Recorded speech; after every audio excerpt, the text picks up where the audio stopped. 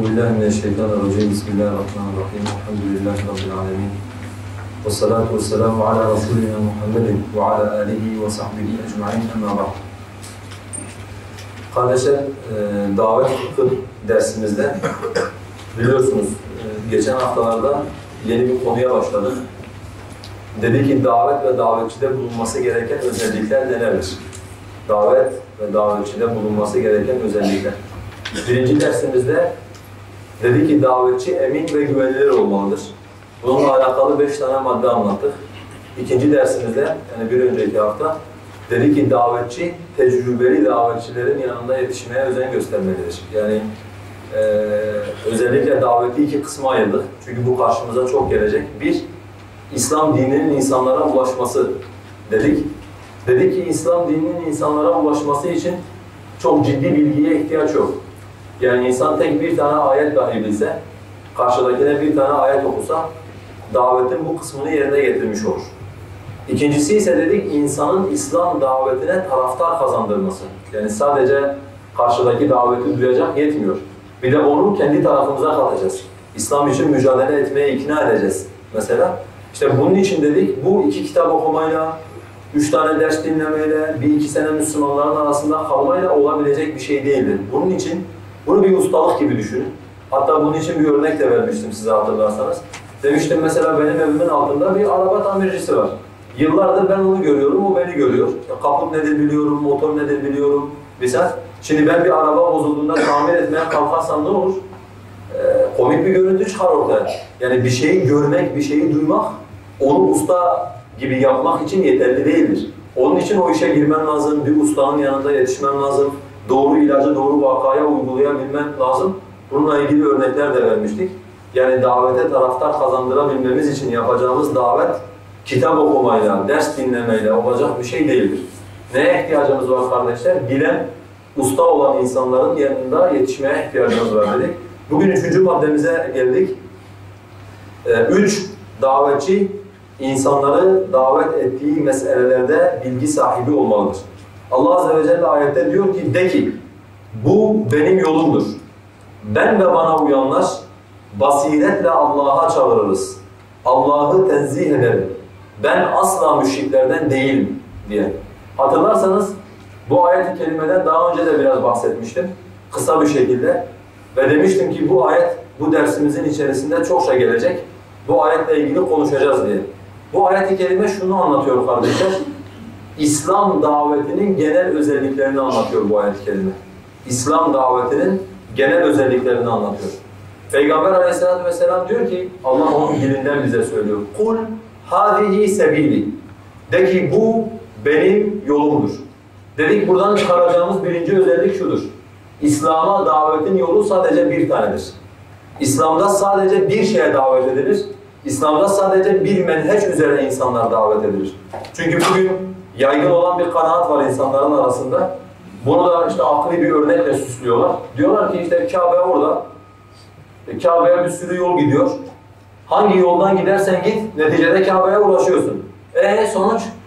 Bize diyorlar ki yani İslam'da böyle bir din. Allah'a giden bir sürü yol var. Hangi yoldan gidersen git. Sonuçta yol seni Allah'a götürüyorsa doğru bir yol üzerindesin diye. Hani partici de doğru yol üzerine, diyalogçu da doğru yol üzerine, tevhid ehli de doğru yol üzerine, sofi de doğru yol üzerine. Yani hepsi sonuçta Allah'a gidiyor diye. Biz diyoruz ki böyle bir şey yok. Kul hâzihi sebîlî. De ki bu benim tek olan yolumdur. Benim yolum bir tanedir, o da bu yoldur diyor Peygamber Aleyhisselatü vesselam. Onun için hani Aleyhisselatü vesselam bir gün sahabeyle beraber otururken onlara böyle çizgiler çizdi, bir tane düz uzun çizgi çizdi, bir tane de etrafında böyle çizgiler çekti. Şöyle bir çizgi düşünün, bir de şöyle çizgiler çizdi Peygamberimiz. Şu uzun çizgiyi göstererek, dümdüz olan çizgiyi göstererek dedi ki bu benim yolumdur. Bu da her birinin başında şeytanların beklediği başka yollardır diye Peygamber Aleyhisselatü vesselam kendi yolunun dışındaki bütün yolların, kendi usulünün dışındaki bütün usullerin batıl olduğunu ve her birinin başında bir şeytan beklediğini bize göstermiş oldu. Onun için kardeşler, davet tevhid davetidir. Davet insanlara la ilahe illallah Muhammedun Resulullah'a davettir. Davet bir olan Allah'a ibadete, ve peygamberin dışındaki bütün aracıları, Allah'ı bize tanıtan aracıları aradan çıkarmaya davettir. Davet tevhide ve sünnete yapılan davettir. Bunun dışındaki bütün davetler geçersizdir. Peygamber Aleyhisselatü vesselam bunları batıl kılmıştır. 2. Ben ve bana uyanlar.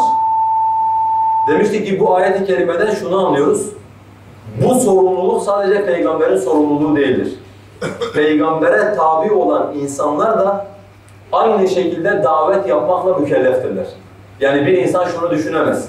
Peygamber insanları Allah'a davet etti, işini bitirdi gitti Aleyhisselatü vesselam. Böyle bir şey yok. Sen insanları Allah'a davet ettiğin oranda peygamberin etbaandansın. İnsanlara daveti terk ettiğin oranda peygamberin yolundan uzaklaşmışsın demektir.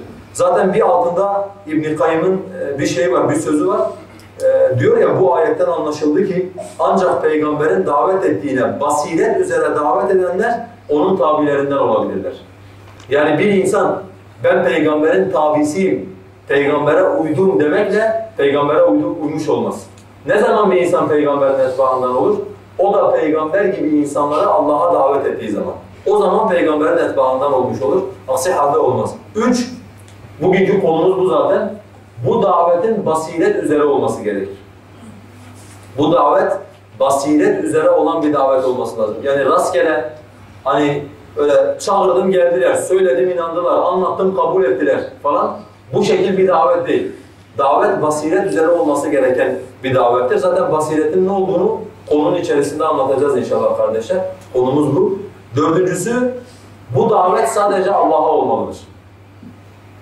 Bu davet sadece Allah'a olmalıdır. Yani ed'u ilallahi, Allah'a davet ediyorum. Bu bir hizbe, bu bir taifeye, bu bir hocaya, bu bir kitaba, bu bir tarikata olursa bu davet Peygamber Aleyhisselatü vesselam'ın daveti değildir. Karşımızdakine davet yaptığımız zaman netice olarak onun aklında kalması gereken şey bu adam beni alemlere Rabbi olan Allah'a davet etti olmalıdır. Bunun dışında bu beni bir cemaate davet etti, bu beni bir hocaya davet etti, bu beni işte bir kitaba davet etti tarzı bir şey oluşuyorsa demek ki bizim davetimizde problem var. Allah'ın dışındaki şeyleri de davetimize karıştırıyoruz anlamına gelir. Son olarak da kardeşler yaptığımız davetin sonucu, neticesi şu olmalıdır.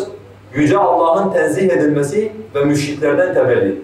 Yani karşımızdaki insan bizi dinlediğinde ve subhanallahi ve ma ene minel müşrikin. Adam ayrıldı diyelim yanımızdan, sordular adama. Dediler bu adam kim? Yani bunlar kimcidir, bunlar necidir dediler. Adam şunu demesi lazım. Bunlar Allah'ı bütün eksikliklerden tenzih eden ve biz gibi bütün müşriklerden de teberri eden insanlardırlar. Yani bizden ve bizim üzerimizde olduğumuz dinden teberri eden insanlardır. Çünkü bu davetin kimliğidir. Subhanallahi ve ma ene minel müşrikin bu davetin kimliğidir. Başka bir ayette yine daveti anlatırken Allah Azze ve Celle aynı noktayı yine vurguluyor demiştik. Allah Azze ve Celle diyor ki وَمَنْ أَحْسَنُ قَوْلًا مِمَّنْ دَعَا إِلَى اللّٰهِ وَعَمِلَ صَالِحًا وَقَالَ اِنَّنِي مِنَ الْمُسْلِمِينَ Allah'a davet eden, salih amel işleyen ve ben Müslümanlardanım diyenden daha güzel sözlü kim vardır? Dikkat edin kardeşler. Ben Müslümanlardanım, ben müşriklerden değilim. Davetin neticesi bu. Yani anlaşılması gereken şey şu. Bak ben Müslümanım, ben müşrik değilim değil ha. Dikkat edin. Şimdi dese ki ben Müslümanım, ben müşrik değilim. Bu ayrı bir şey. Ben Müslümanlardanım, ben müşriklerden değilim. Bu apayrı bir şey. İki cümlenin arasındaki fark ne? İki cümlenin arasındaki fark şu. Ben Müslümanım, yani ben iman ettim. Ben müşrik değilim, yani ben müşrik değilim. Bu kadar. Ama ben Müslümanlardanım, ben hem Müslümanım, hem de Müslüman cemaatin bir ferdiyim. Onların dostuyum, velam onlaradır. Onların kardeşiyim. Hem de içerisinde bu vardır. Ben müşriklerden değilim. Ben Allah'a şirk koşmam. Bununla beraber şirk cemaati yani müşriklerle benim arada tam anlamıyla bir vela ve tam anlamıyla bir bera ilişkisi vardır diye. Aynı zamanda bu bunun da ilanıdır beraberinde. Peki davetin basiret üzere olması ne demektir kardeşler? Yani ne zaman, insanda hangi sıfat bulunduğu zaman yapmış olduğu bu davet basiret üzere olmuş olur. Çünkü basiret kardeşler bir kayıttır. Yani davetin Allah'ın nezdinde kabul görebilmesi için davetin kaydı basirettir. Nasıl ki mesela diyelim ki Allah size diyor لَا يَقْبَلُ اللّٰهُ صَلَاةَ أَحَدِكُمْ اِذَا أَحْدَسَ حَتَّى يَتَوَضَّ Sizden biri abdesti bozulduğu zaman abdest alıncaya kadar Allah onun namazını kabul etmez. Bunu size kim söylüyor? Peygamber söylüyor.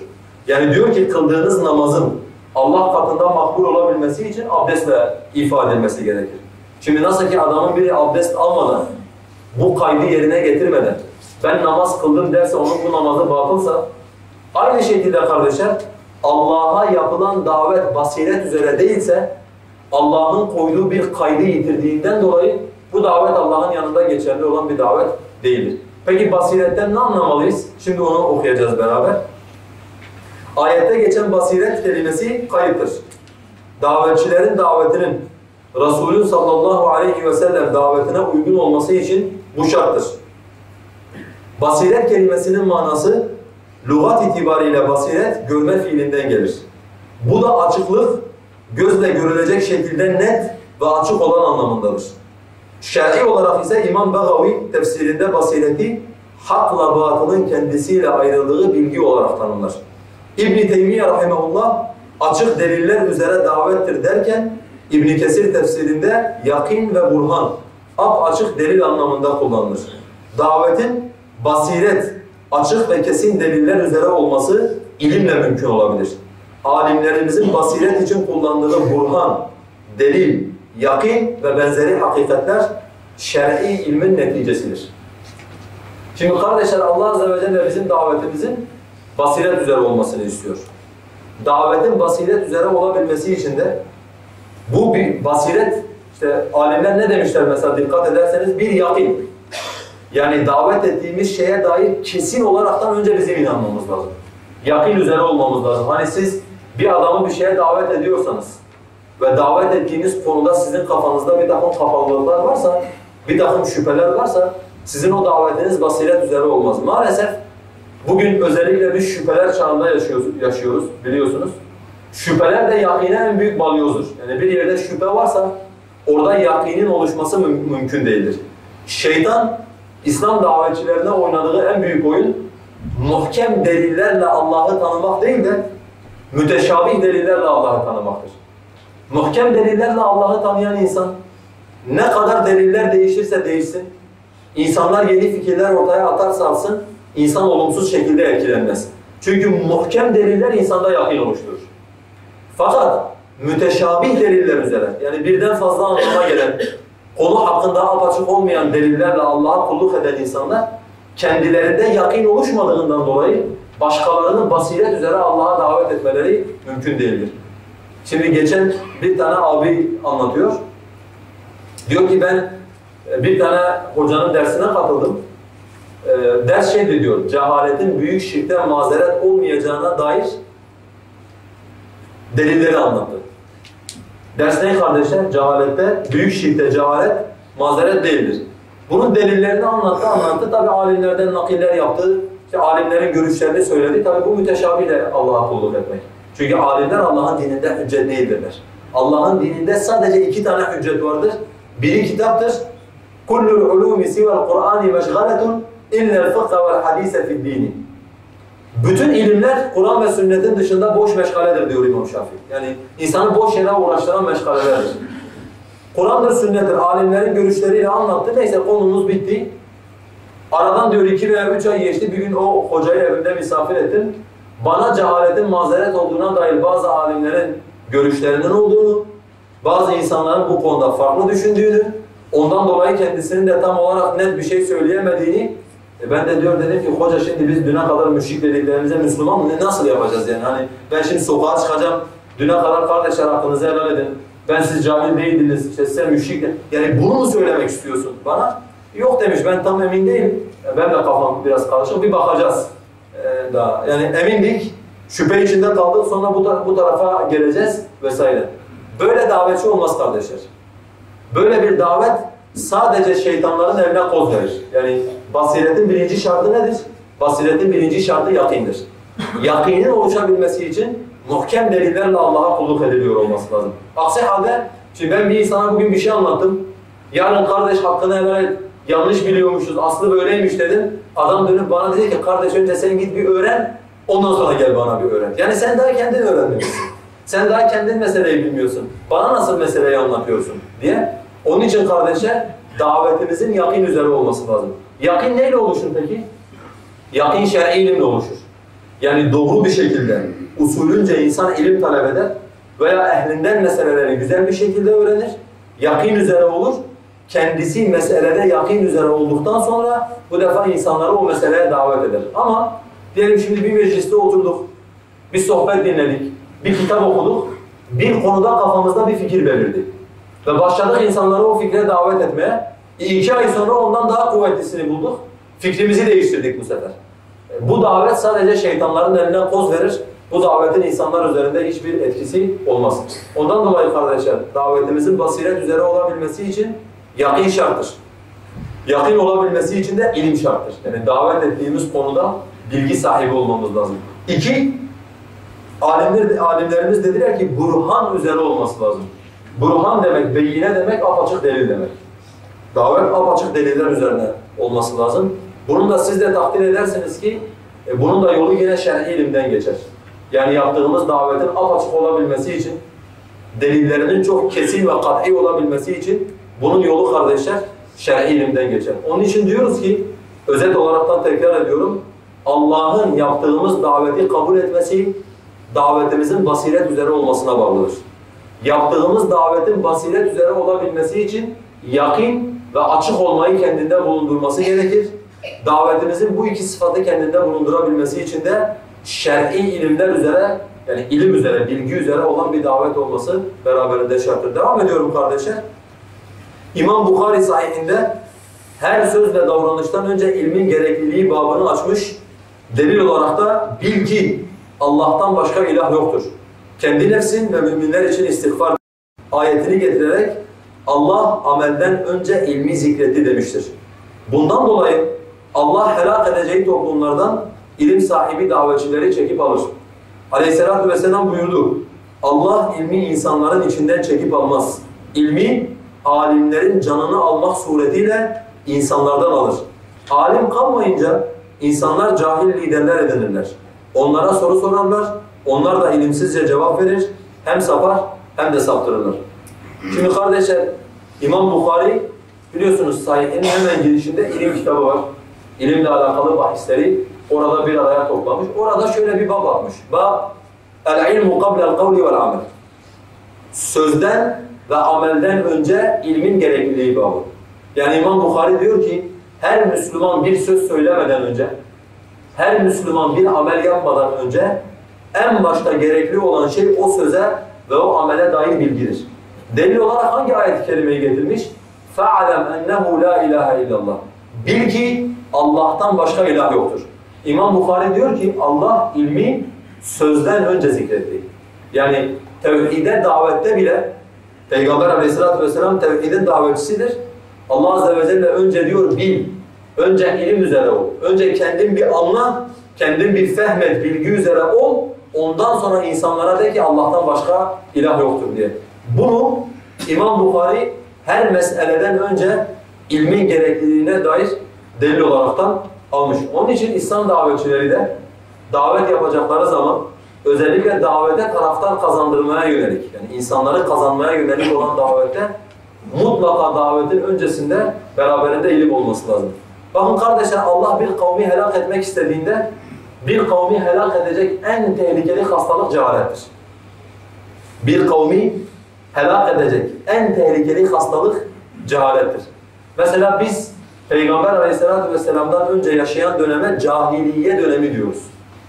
Yani şerrin ve küfrün en zirve noktasını yaşadığı döneme cahiliye dönemi diyoruz. Niye cahiliye dönemi diyoruz?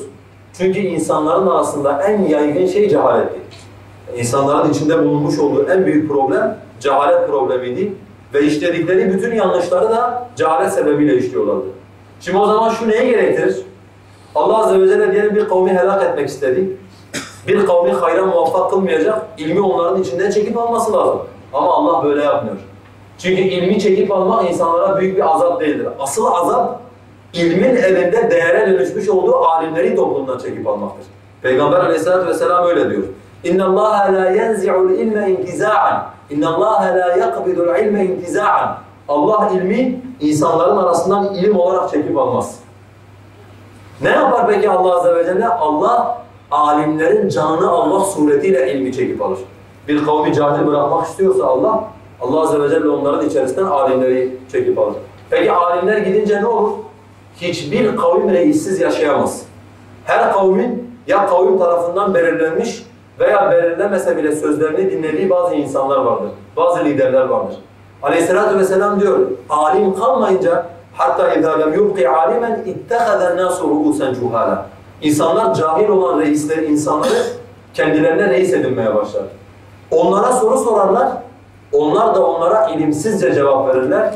Hem saparlar hem de beraberinde insanları saptırırlar diyor Aleyhisselatü vesselam. Onun için kardeşler, maalesef bugün bizim de içinde yaşadığımız en büyük problemlerden bir tanesi bu. Yani Allah Azze ve Celle biz Müslüman toplulukları da, hakeza şu kendini İslam'a nispet eden toplumları da helak ederken insanların içinden ilmi çekip almadı. Yani ilim insanların elinde duruyor. Hatta Aleyhisselatü vesselam bir gün buna benzer bir hadis söyleyince sahabeden bir tanesi şaşırdı. Ey Allah'ın Resulü dedi. Yani bizim elimizde Kur'an var. Biz Kur'an'ı ezberledik. Çocuklarımıza, kadınlarımıza ezberlettirdik. Elimizde bu Kur'an varken nasıl Allah'ın yolundan sapacağız diye.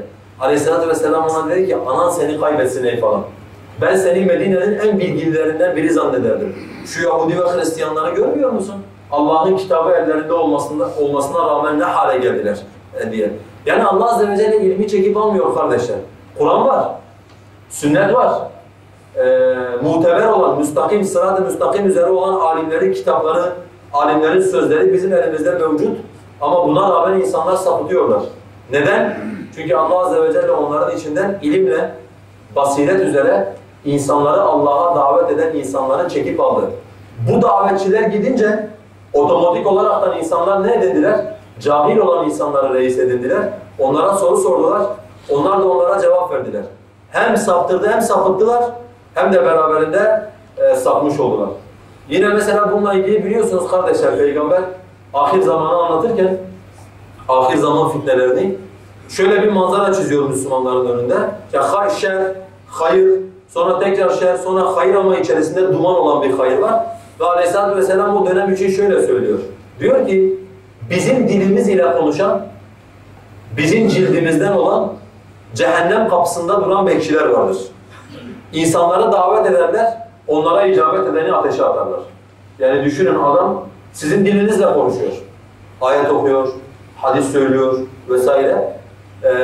Fakat adam sen onu zannediyorsun, cennet kapısının önünde durmuş, seni Allah'ın dinine, cennete davet ediyor zannediyorsun. Fakat ona icabet ettiği zaman Aleyhisselatü Vesselam diyor insanlara atarlar, ateşin içerisine atarlar. Maalesef günümüzde de böyle. Yani ilim üzere davetçiler az olduğundan dolayı, basiret üzere olan davetçiler az olduğundan dolayı bunların yerini ilimsizce insanlara fetva veren, ilimsizce insanları yönlendiren cahil insanlar aldı. Ve bu da zaten Allah'ın bir toplum için hayır dilemediğinin göstergelerinden bir tanesidir. Şimdi devam ediyorum kardeşler. İlim üzere olabilmek için neler yapılmalıdır?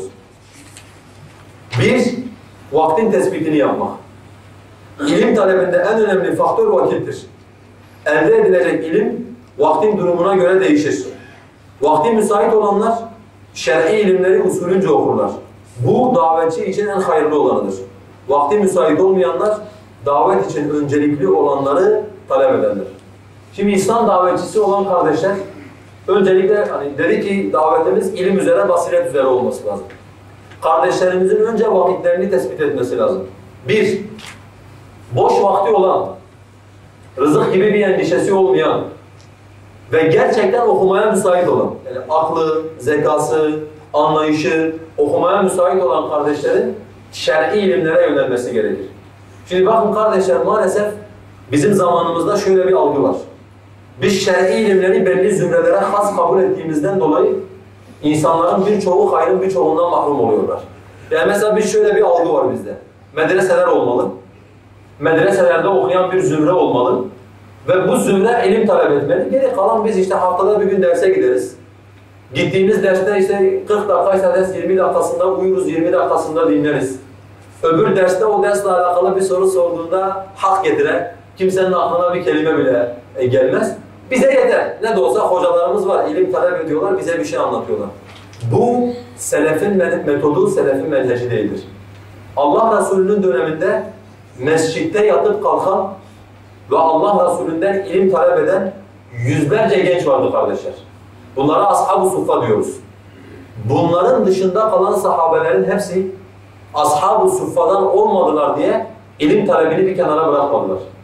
İçlerinden çalışanlar bile günlerini iki parçaya böldüler, haftalarını iki parçaya böldüler, ilim talebinde bulundular. Ömer radıyallahu anh çalışmak zorunda olan bir adamdı. Yani çocuk var, 2-3 tane kadın var, evi var 2-3 tane, bunlara bakması lazım. Kurduğu bir tezgah var, ticaret var. İslam toplumuna malıyla destek veriyor, para kazanması lazım. Ama bu onu şer'i ilimden alıkoymadı. Ne yaptı? İmam Bukhari rivayet ediyor. Benim Ensar'dan bir komşum vardı. Biz onunla Peygamberimize inme hususunda nöbetleşirdik. Bir gün ben çalışırdım, o Peygamber'e giderdi. Bir gün o çalışırdı, ben Peygamber'e giderdim.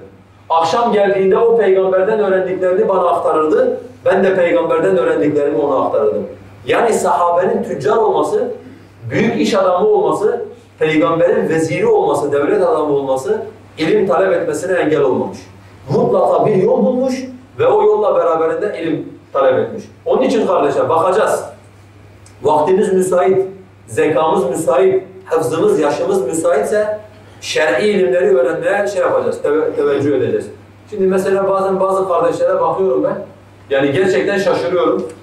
Adam işte babadan zengin, baba adama ev bırakmış, baba adama diyelim 3-4 tane ev bırakmış, araba bırakmış. Yani adam yatıyor, para geliyor adama. Adam hala çalışıyor. Yani ne yapacaksın, nereye götüreceksin bu kadar parayı? Hani kefenin cebi yok. Seninle beraber kabre de koymayacaklar bu paraları. Ve paranın sana getirdiği bir huzur da yok. Sen de bunun farkındasın. Allah'ın dinine hizmet etmek varken, şer'i ilimleri talep etmek varken, gidip Allah yolunda cihad etmek varken, dünyanın peşinden koşmanın ne anlamı var? Zaten sen 100 sene çalışmasan sana yetecek kadar paran var, örnek veriyorum. Veya Müslümandır. Allah Azze ve Celle ticaretini iyi götürmüş, kendine bir yer açmış. Dükkan zaten işliyor. Yani o orada korkuluk gibi. Sadece gidiyor, dükkanda oturuyor. Orada bulunanlar dükkanı döndürüyorlar. Haftada bir gün, ayda bir gün gidip adam hesabını alıyor, para kazanıyor. Senin çalışmana ne gerek var? Senin her sabah gidip 8'de dükkan açıp akşam 8'de dükkan kapatmana ne gerek var? Müslümanların adama ihtiyacı var. Müslümanların davetçiye ihtiyacı var. Müslümanların ilim talebelerine ihtiyacı var. Otur kır dizini, yapabileceğin bir şey varsa Allah yolunda yapabileceğin şeyleri yap mesela. Onun için kardeşler, vakti müsait ve zekası müsait olan kardeşler mutlaka şer'i ilimlere yönelmelidirler. Şer'i ilim talep etmelidirler. Çünkü Müslümanların bugün her biri davetçi olsa bile şu topluma davet yapmak için yeterli değildir. Hatırlarsanız geçen derslerimizde size bir şeyden bahsettim. Dedim ki bugün ifsad kitlesel olarak gerçekleşiyor. Yani mesela sen ne yapıyorsun? Sabah iş yerine giderken bir tane adama İslam'ı anlatıyorsun. Bir tane komşu var, komşuna İslam'ı anlatıyorsun.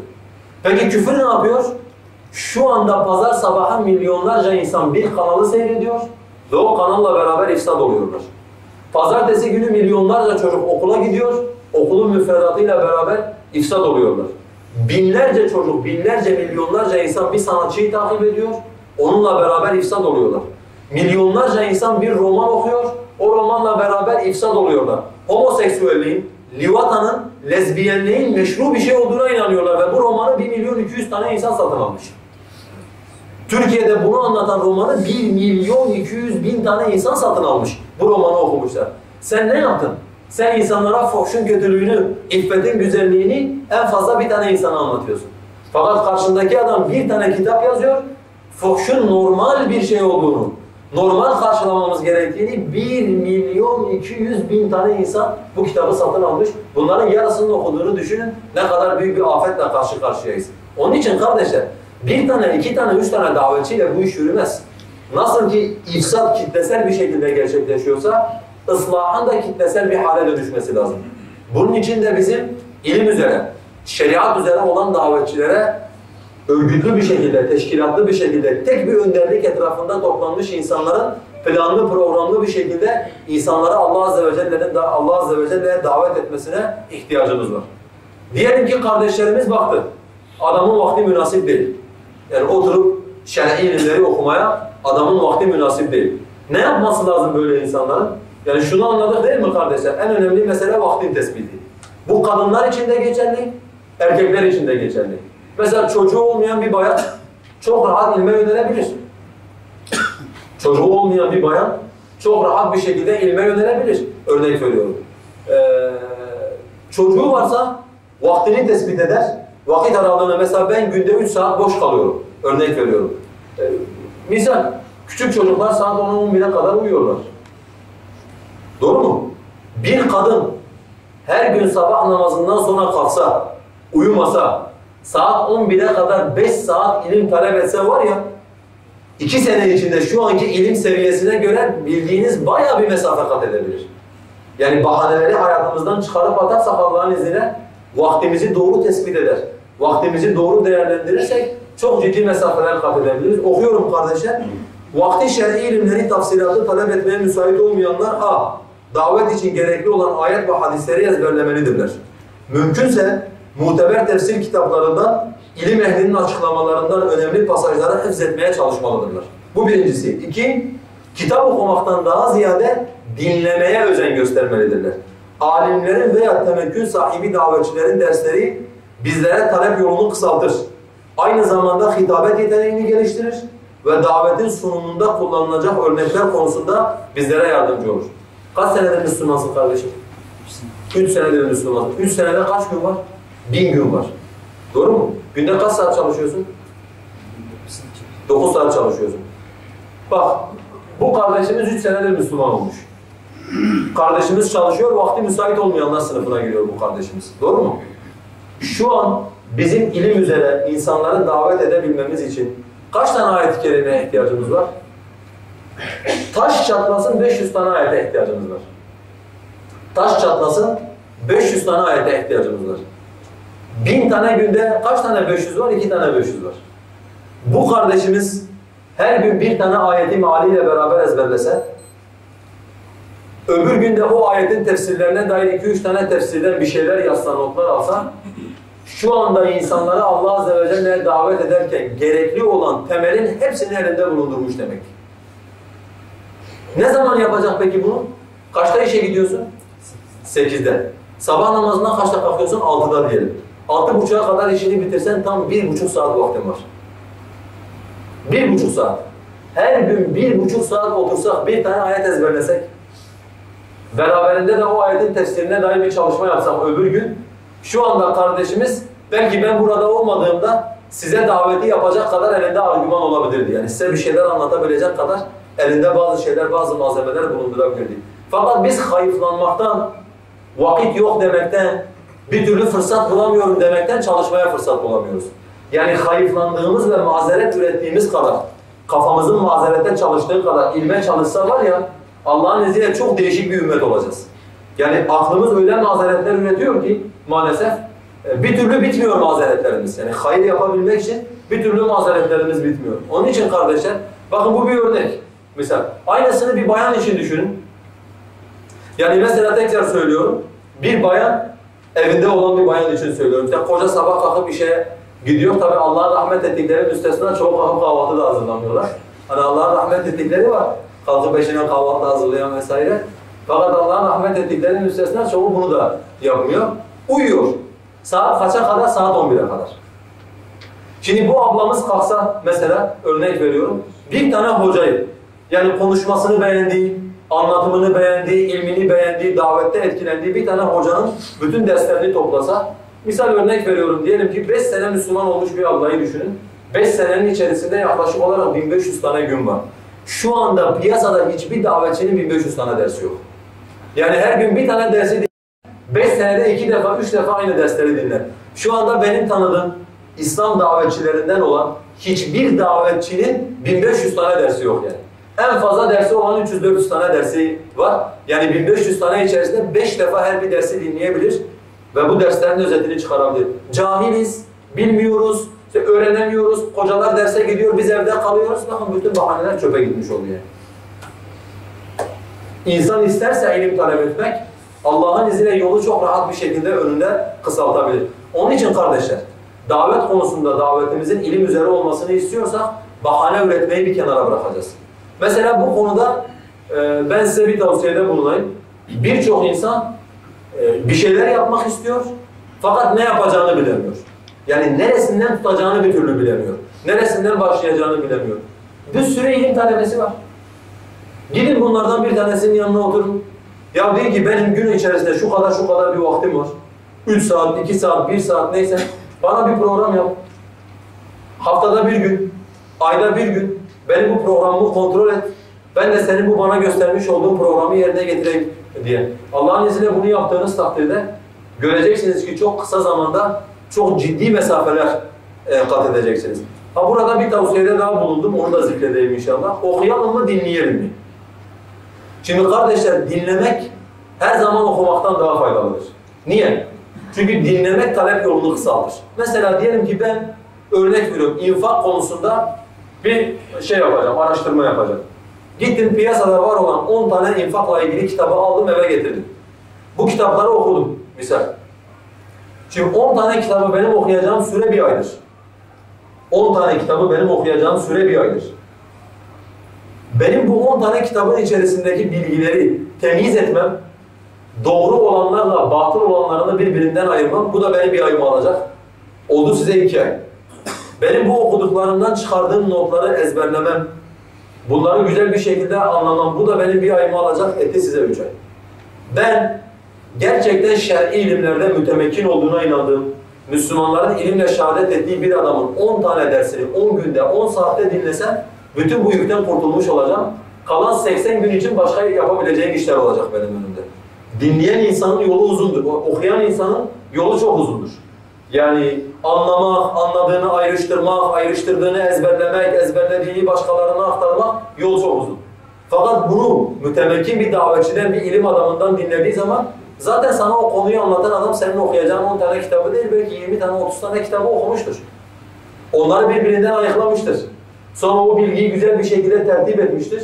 Sonra o bilgiyi sana sunmuştur. Bu birincisi. İkincisi, okumak insanın zihnini geliştirir. Fakat insanın konuşma yeteneğini geliştirmez. Davet sadece düşünmek değildir. Davet aynı zamanda inandığını karşı tarafa aktarabilmektir. Düzgün bir şekilde. Nice, çok iyi bilen insan vardır. Fakat bildiğini insanlara anlatamaz. Çünkü insanların diliyle konuşmaz. Yani ya konuşması kötüdür veya insanların seviyesine inemez. Kabul görmüş davetçileri dinlediğimiz zaman isteseniz de istemeseniz de belli bir zaman sonra onların üslubunu kaparsınız. Yani konuşmayı beraberinde öğrenirsiniz.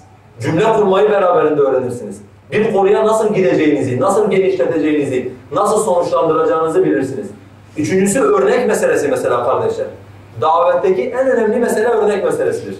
Çünkü Allah Azze ve Celle Kur'an-ı Kerim'e bakın, dinin usulünden olan bütün meseleleri örneklerle insanlara anlatmıştır. Yani mesela dinin en temel meselesi nedir? Tevhid. Allah tevhidi ve şirki Kur'an'da sürekli örnek üzerinden anlatır. Gökyüzünden düşen bir adamın örneğiyle anlatır. Bir köle sahibi, 3-4 tane sahibi olan bir köle üzerinden anlatır mesela. Ama mutlaka örnek verir. İnsanlara bunu örnek üzerinden anlatır. Örnek, yani vakada insanların anlayacağı, insanların yanında yer edecek örnekler verebilmek için dinlemek lazım önce. Düşünmek ve dinlemek. Düşünmek ve dinlemek. Bunun için vakti müsait olmayan kardeşler, tabii ki mesela dinleme şeyi gelişmemiş, dinleme melekesi gelişmemiş olanlar elbette kitap okuyacaklar. Bu ayrı bir mesele. Fakat dinleme konusunda melekesi gelişmiş olan kardeşlerimiz kitap okumaktan daha ziyade dinlesinler. Çünkü emin olun ki dinlemek şeyi kısaltır, yolu kısaltır. Mesela ben bununla ilgili size başımdan geçen bir meseleyi de anlatayım. Akideyle alakalı bir konuyla ilgili çalışıyordum Mısır'dayken.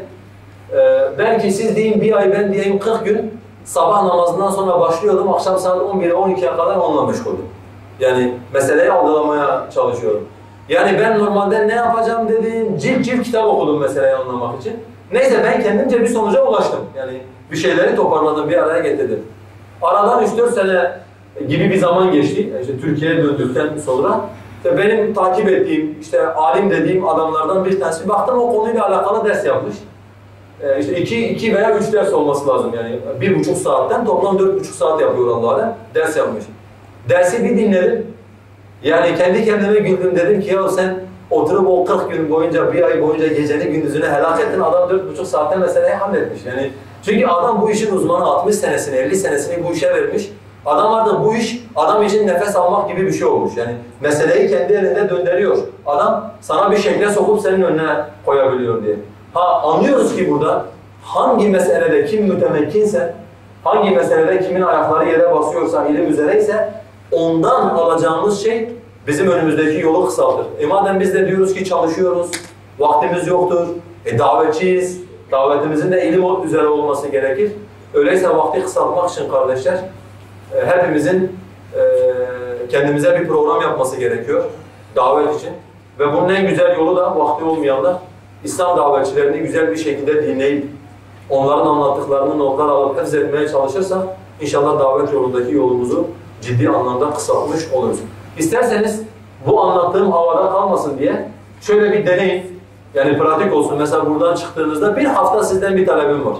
Yani buraya gelen giden kardeşler hani normalde diyecekler zaten öyle bir program var ki ekstra bir şey yapmaya imkan mı var mescitte diye. Onlar da bu hafta tatilde olduğu için söylüyorum. Sizin de tatilinizdir zaten. Yani yapacağınız bir şey yok. Yapacağınız bir iş yok bu hafta. Şöyle mesela 7 derslik, 6 derslik bir şey seçelim kendimize. Onun kitabını da bulalım. Mesela şöyle bir deneme yapabiliriz kardeşler. Başlangıç olaraktan. Kavaidül Erba'a derslerini biliyorsunuz. Onun kitabı da var. İşte Tevhid Risaleleri diye basmışlar. Türkçesi de var aynı zamanda. Mesela onu alın.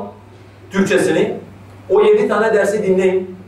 Dinlerken notlar alın. Yani günlük 1,5 saatinizi verin. Notlar alın, sonra birkaç kere göz gezdirin, tekrar edin. O 7 tane dersi bitirdikten sonra ne öğrenmiş olduğunuza bir dönüp bakın. Yani emin olun birçoğunuz düzenli bir çalışma neticesinde şunu söyleyecek.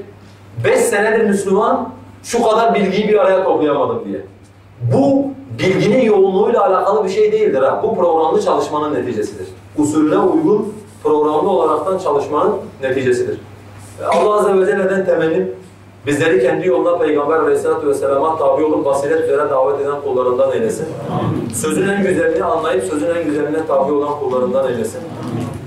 Bir dersimiz bitti kardeşler. Yani bir 10 dakika sonra soru cevap faslına geçeceğiz. Daha sonra benim 2 ricam var. Bazı kardeşler hani görüşmek için burada bekliyorlar. Şimdi görüşmek için burada bekleyen bütün kardeşlere söylüyorum. Yani hakkınızı helal edin. Daha önceden söz verdiğimiz insanlar oluyor. Eğer pazar dersinden sonra görüşmek isteyen abiler varsa bunu bir önceki haftadan bize bildirirlerse biz onları yazarsak hiç kimse mağdur olmuş olmaz. Yani işte biri diyor ki hocam ben işte falanca yerden geldim. Mübarek sen falanca yerden geldin, konuşacağım adam da Almanya'dan gelmiş. Sen falanca yerden geldin, konuşacağım adam da Bulgaristan'dan gelmiş. Yani şimdi sen misal ben Manisa'dan geldim diyor. Hoş geldin, baş göz üstüne geldin. Yurt dışından gelen adamı kenara koyup seninle görüşecek halim yok. Bu adam 1 ay öncesinden randevu almış. 1,5 ay öncesinden randevu almış, örnek veriyorum. Sonra bunu niye söylüyorum? Emin olun sonra ben vicdan azabı duyuyorum. Yani birileri görüşmek istiyoruz dediğinde ben görüşemediğimde sonra bu bende vicdan azabı oluşturuyor, beni rahatsız ediyor. Bana da eziyet etmemek için, kendinize de eziyet etmemek için beraberinde görüşmek isteyen kardeşler varsa bir sonraki hafta için talepte bulunurlarsa inşallah bir sonraki hafta görüşürüz.